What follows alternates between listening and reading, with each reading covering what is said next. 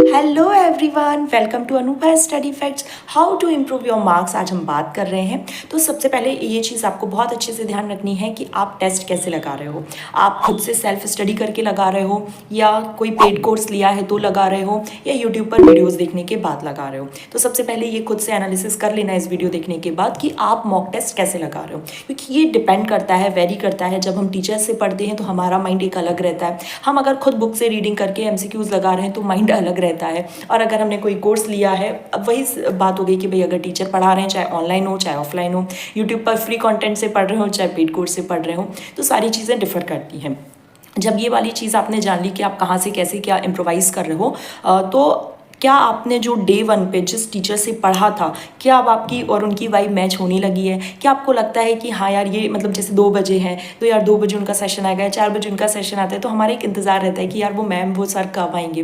तो इस तरीके से जब क्यूरियोसिटी बढ़ रही है तो उसी टाइम पर कोशिश करो कि जैसे ही वो लेक्चर देख रहे हो बस फटाक से अपनी एनसीईआरटी रीड करो और मॉक टेस्ट लगा लो। मॉक टेस्ट आप जैसे मैं अभी मॉक टेस्ट लगाती हूँ तो मैं किसी भी बुक का कोई भी चैप्टर खोलती हूँ तो उसी के एमसीक्यूज लगाने की लिए प्रिपेयर हो जाती हूँ। लेकिन अगर आप टॉपिक वाइज या आप फुल लेंथ टेस्ट दे रहे हैं तो आपको कैसे इम्प्रूव करना है, सबसे पहले आपने जो टेस्ट लगाया वो पूरा टेस्ट दे लो। उस पूरे टेस्ट होने के बाद ये नहीं कि बस कॉपी ऐसी रख दी, अब हमें कोई मतलब नहीं। जैसे सपोज 100 नंबर का टेस्ट लगाया, 100 नंबर में से सपोज आपके 65 या 70 नंबर आ गए और अब आपको ये ध्यान ही नहीं है और ये आप सोचना ही नहीं चाहते कि वो 30 नंबर की जो कटौती हुई है वो कहाँ हुई। तो इसका रिवैल्यूएशन करो। सबसे पहले देखो, अच्छा 70 नंबर आए तो वो 30 नंबर कहाँ कटे, सबसे पहले उन 30 नंबर पर फोकस करो कि अच्छा ये तो वापस से उस टॉपिक पर जाओ।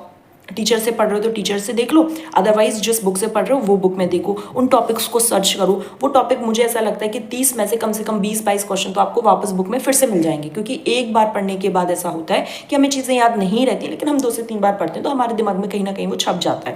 तो अब हमें 8 क्वेश्चन और ऐसे हैं जो अब हमें पता ही नहीं कहाँ से आए, ना तो हमारे टीचर ने बताए नहीं हमें वो बुक में मिले हैं। तो जो 8 क्वेश्चन आपको एमसीक्यूज के माध्यम से नए मिले हैं, या तो उसको कोई पेपर पेन पर लिख लो, पेपर पेन के माध्यम से या तो उसको एक अलग फाइल बना लो, या फिर उसी बुक में लाइक एनसीईआरटी में जैसे मैं करती हूँ तो आप उसी एनसीईआरटी में नोट डाउन कर लो, ताकि जब आप एनसीईआरटी पढ़ोगे तो साथ के साथ वो 8 नए क्वेश्चन भी आपके मिलते जाएंगे। अब रहे वो 70 क्वेश्चन, तो ज़रूरी नहीं कि 70 के 70 क्वेश्चन आपको आते ही होंगे, 70 में से कुछ तुक्के भी लगे होंगे और वो तुक्के सही भी हो गए होंगे। तो उसके लिए वापस से देखो और उन 70 में से जो तुक्के लगाएं उनको अलग से मार्क कर लो, और लग रहा है कि हाँ यार ये तो केवल तुक्का ही था तो वापस से उसको अपनी बुक में नोट डाउन कर लो, या जहाँ पर बुक में पहले से गिवन था तो हाईलाइट कर लो। आई होप आपको इन्फॉर्मेशन पसंद आई होगी।